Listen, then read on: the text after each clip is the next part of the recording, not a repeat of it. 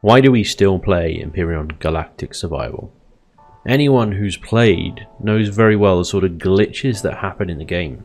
I think we're all happy that the green barrier glitch is far less prevalent since Alpha 8, but we still have the problem with parts of other builds merging with others on contact, or exiting the cockpit of a hover vessel glitches you into the wall, or, well, I could go on. Then you got the bugs in things like structural integrity that collapse half your base even though it's perfectly supported, or every time a new feature is introduced, it breaks something else. The game is filled with inconsistent mechanics, like how you can destroy some trees with your 300-ton hover tank, but not others that are much smaller. Mining is tedious, it's boring, it's not fun, it's not why we play the game.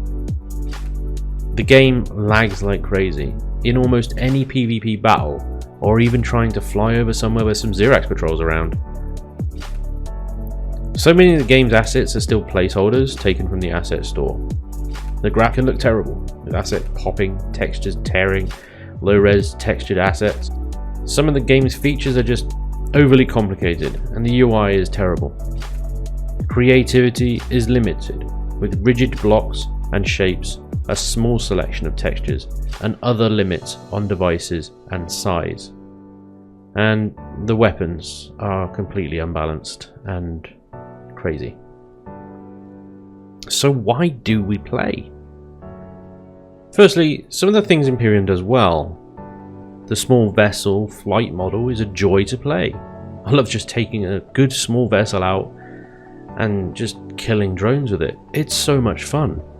And contrary to the last negative point about limited creativity, the game does actually give you a lot of creative freedom. It is a true sandbox game. There is no linear path you need to take. You can make your own journey and your own story. You can be both creative and destructive in the same place depending on your mood. And there's always something to do. When you've built something, you built it. You made it. It works because you made it work. It's your design, and that's why it's the best. Multiplayer, co-op with your friends both creatively and destructively, or take your creations up against someone else in PvP. For me, Empyrion gives an unparalleled sense of creative freedom and the tools to put my creations to the test against the game's AI enemies and other players in the multiplayer scene. The ultimate kick is going into a PvP battle with something of your own creation and coming out the victor. The fight itself is a heart-pounding moment of adrenaline, knowing one false move or lucky shot can mean the difference of taking down your enemy or losing many hours, sometimes days, of work.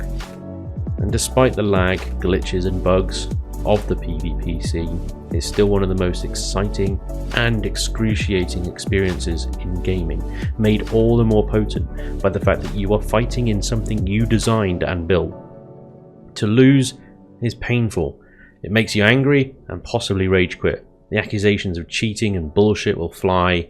When the red mists pass, you return to the drawing board and work on that design that you will exact the most delicious revenge and start the dance all over again. For some, however, the simple buzz of creating something beautiful in Empyrion is enough. The creative tools give you enough freedom to build some amazing things, and the evidence of that is all over the Steam Workshop. Hours of effort sculpting the blocks to form the shapes you need, and putting that final lick of paint to bring it all together, and suddenly, born from a game of sticking cubes together, you have something that looks incredible. And this is the thing with Empyrion. For those that are not in it for the PvP buzz or the hours of slaving over a building creative, Empyrion does its best to give you a survival game underneath all of that. Play against the environment and the AI in single player or multiplayer co-op. Take down fortresses and armies of enemies with its basic gunplay.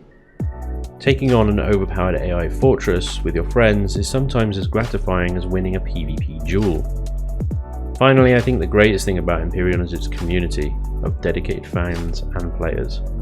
It's you guys that keep sharing your amazing creations on the workshop, enthusiasts that modify, customize and even develop their own tools for the game to make and share their vision of Empyrion to others in the community.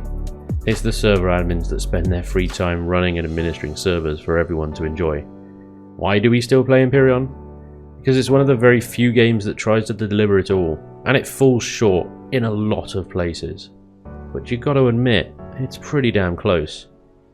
And it's in hoping for Empyrion Studios to add that extra block, device, feature, or bug fix that we keep coming back, and eventually it might grow into that game we all dream it to be one day. The problem is, if only one of these things appeals to you, then you will likely find this game lacking in that thing. But if you're like me, and you find gratification in all of them, then, well, you might find yourself racking up serious hours in this game. And at that point, you have to admit it was probably the best value for money you've ever got out of 15 quid. What do I hope Empyrion becomes? There are several points to hit on with this question. I'm going to divide them into single player, multiplayer, and creative. Some of these points will cover all three, but I think this is the best way to cover it all. Single player. For single player, a full story that pushes the player through survival, exploration, creation, and destruction. Now, I don't mean just glancing through each of those things like the Robertson Protocol does. Some parts of the story should be so difficult the player risks losing a lot if they fail, but the game needs to give them the information so they can prepare for the challenge. This way, the player that rushes will probably lose, unless they have exceptional luck or skill.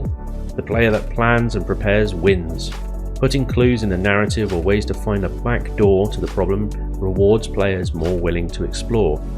Overall, I think the story should provide a good 40 to 80 hours of gameplay, not including factory time.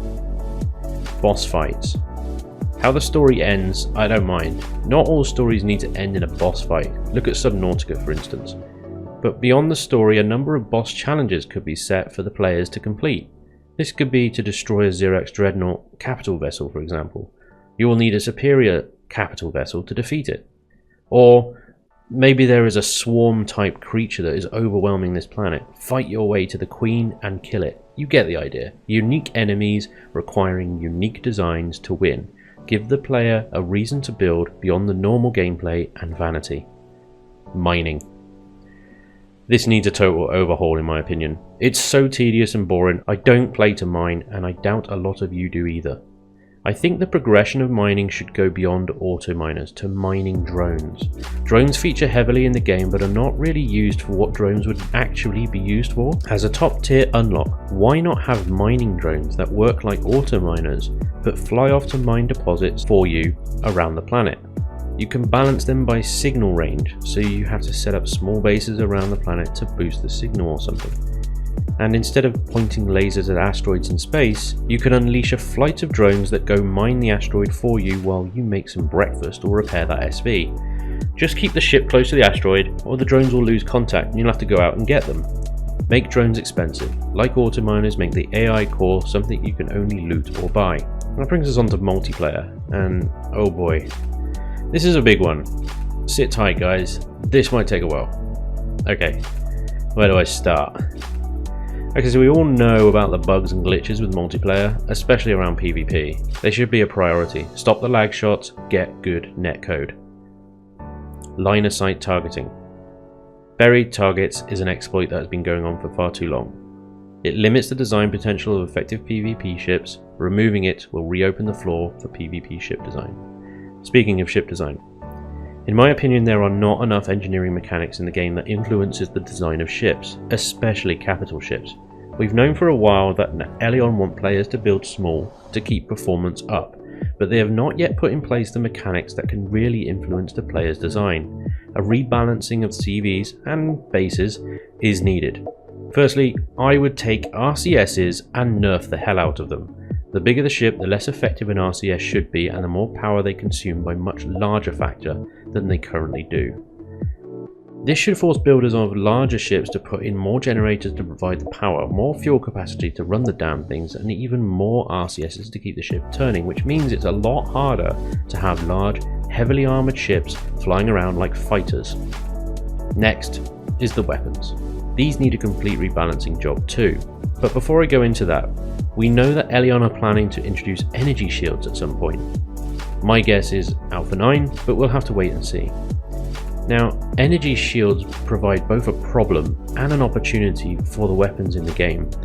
We have energy and ballistic type weapons, and as established in sci-fi lore, we know that energy weapons are very effective against shields and ballistic weapons are very effective against hull. With that in mind, shields should make all ballistic weapons near useless, but energy weapons very effective against them, requiring designers to have a balanced weapon approach to their ships.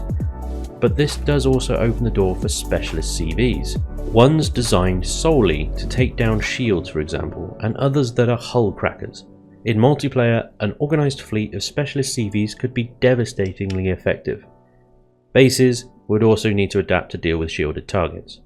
I really hope this is how Empyrion will approach shields and how the weapon systems will work with them.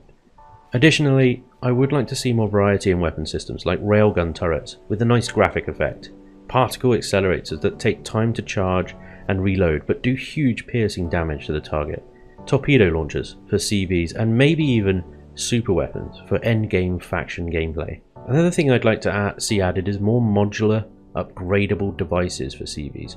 Basically, CVs need a lot of love and attention. They have a lot of potential to expand gameplay. For instance, I'd like to see different grades of targeting computer that make your turrets more effective, and AI crew that have a purpose. Maybe link a crew member to a turret to improve the turret's accuracy and speed. Or put crew in cargo bay to automate refining, building and storage, like a different way of doing a conveyor system. Scanning systems that help you find those asteroids and POIs 20 kilometers out in space somewhere. CV to CV, CV to BA, hey, you get it, docking to docking. I think a lot of you have been asking for this, but I hope to one day dock my hover miner to the bottom of an SV and fly it to the deposit on the other side of the planet. There are problems with this, however. It needs to be done in a way that prevents exploiting, such as docking a tiny CV to a massive CV and flying around in the tiny CV using a fraction of the fuel it would take to normally move the massive CV, if you follow what I mean. I think you can get around this by adding the mass of the docked CV to the CV it's docked to. We'll have to wait and see what Empyrion comes up with, but I think they are aware of the potential issues with this already, which is why it's not been done yet. More solar systems, and a proper faction territory system. For this I imagine the Star Trek Galaxy map showing the territories of each faction, and how it would be really cool to have something like that grow organically on a multiplayer server across several solar systems and factions. I would like to see faction territory go from a small corner of a planet to encompassing a whole solar system, or even more. To claim territory, you have to build a base with a claim device that has a certain area of effect. Working like anti-grief, it prevents anyone else building there until they destroy the device. Looking at the sector map, it would be cool to see all the territories claimed by factions by colour across all explored sectors. I think, like you and Empyrion as well, we all know we want a good single-player survival exploration experience with stable, flexible and logical multiplayer experience where we can enjoy the creative freedom of the game alongside a decent progression system and balanced conflict mechanics. Creative. This one's easy. More blocks. To join all the different slope blocks together, please, that would be nice. Maybe divide the blocks into sections so it's not such a cluster of all the blocks on one page. For instance, you could separate them into full block, slope block, connector blocks, half blocks, etc. We want to build rounded things like Death Stars, so more blocks please. More textures, custom textures. I'd like to be able to upload my own texture maybe. I think that would be quite cool. Maybe I could plaster a ship with my logo, that would be epic. Dual symmetry mode. Having symmetry mode on two different planes, so all we would need to do is build a quarter of the base and the whole base would be built. That would speed things up nicely.